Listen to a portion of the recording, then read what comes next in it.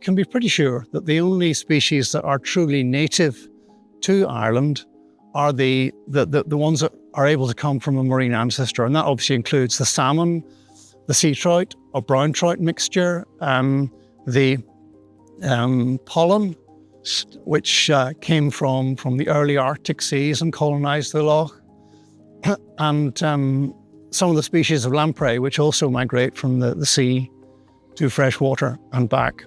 Lough Neagh is one of the last remaining wild eel fisheries in Europe, and it remains permitted because it's as close to sustainable as it can be.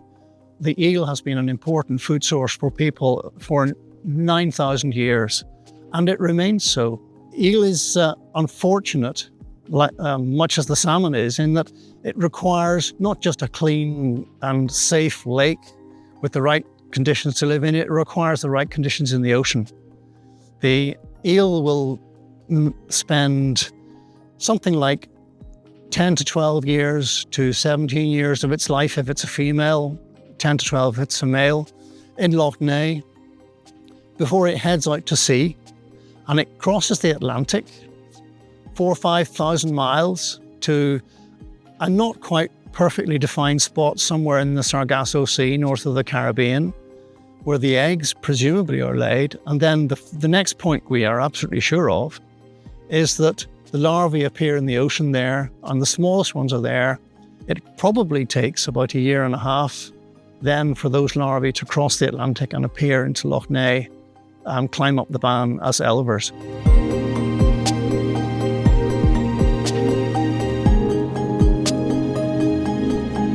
The fishery exists chiefly to ensure that the Lough Neagh fishermen have and can still make a living from the loch.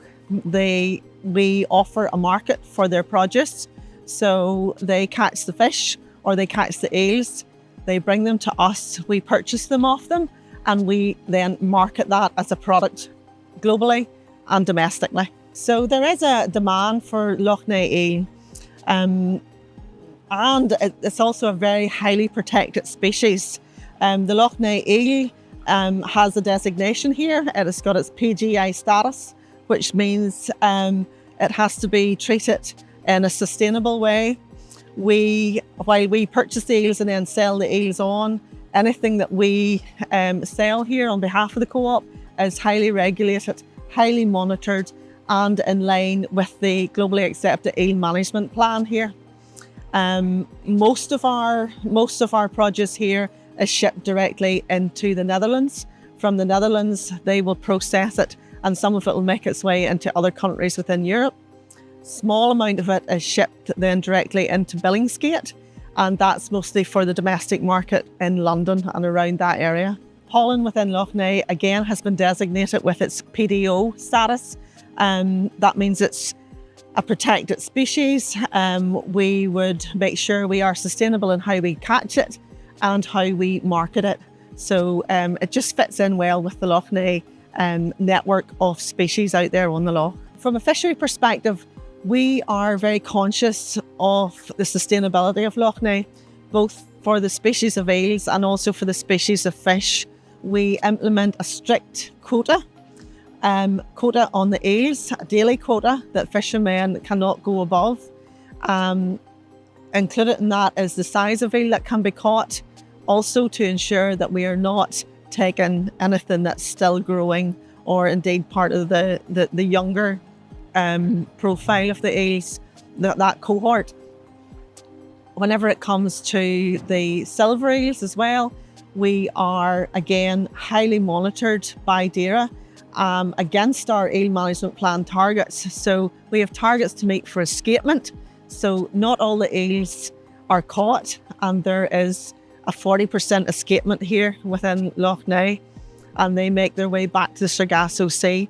So while globally, yes, the eel population has decreased and may be sort of plateaued and bottomed out, within Lough Neagh, we are doing our bit from a sustainability perspective and to try and repopulate that by ensuring there's escapement and by ensuring there's free passage for those older, mature eels.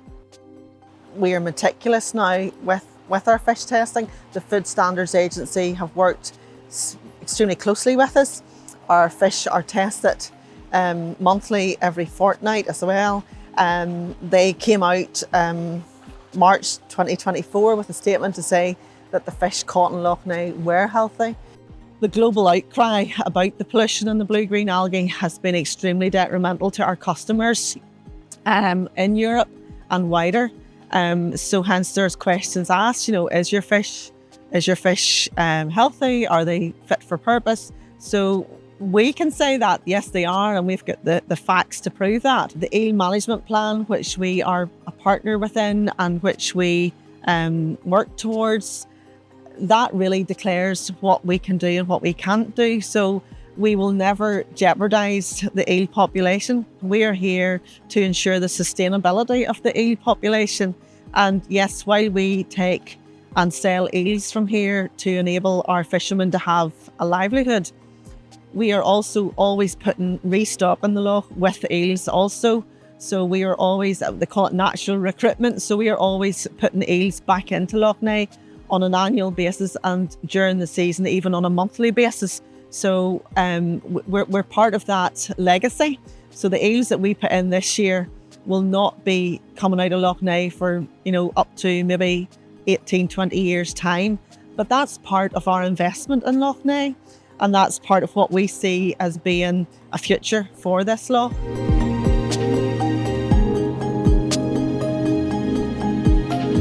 So I myself have been fishing from I was 14 years of age from this very quay. And my people have been operating and fishing out of the same shoreline for now going on 7 generations, which is between 150 and 200 years that I have traced back. So it's a long period of time to be doing what we're doing.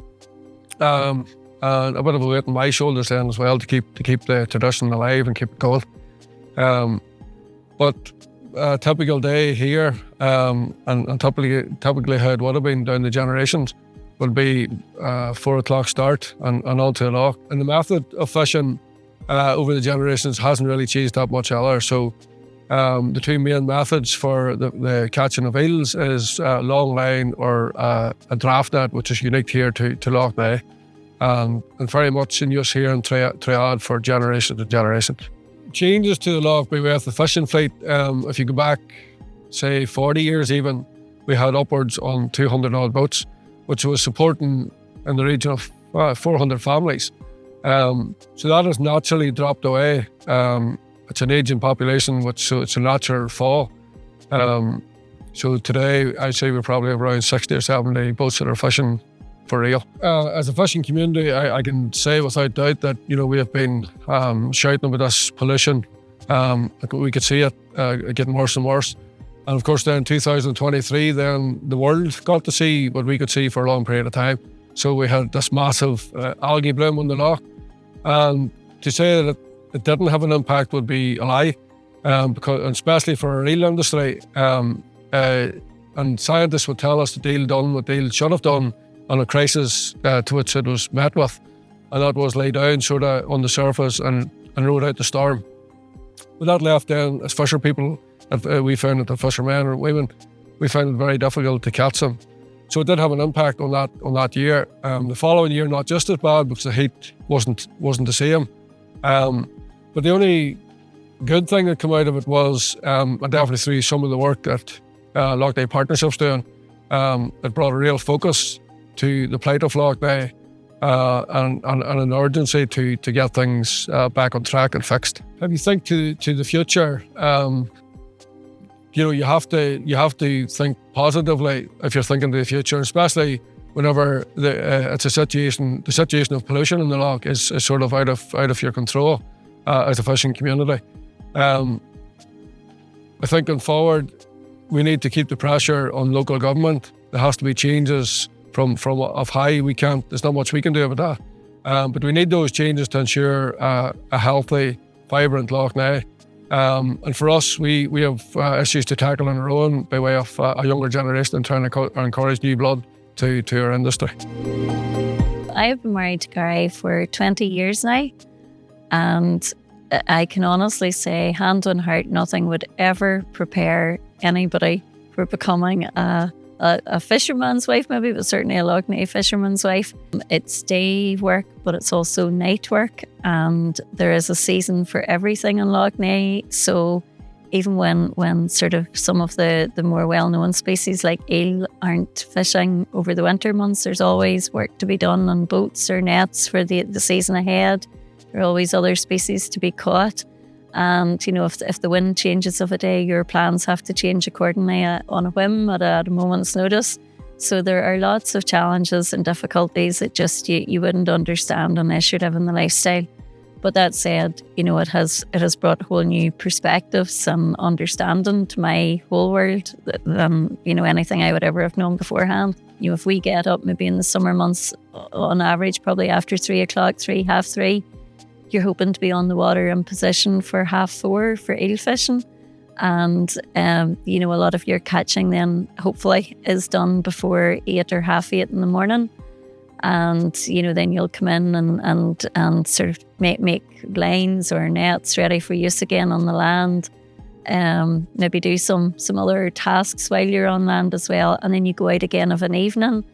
And, you know, your shift of an evening might be anywhere in the summer months from 4 o'clock to the sun setting. And, you know, you'll be in just for a few hours with kind of broken sleep, lie down again, and then you're back up at 3 or 3:30. It's very unconventional and it's very intensive for the period of the year that it lasts. But it's lovely when you go out and you're rewarded with a lovely sunset or a lovely sunrise, and you just realise most other people are missing this because they're fast asleep in bed. There's a lovely feeling, you know, actually having the whole place to yourself and enjoying that.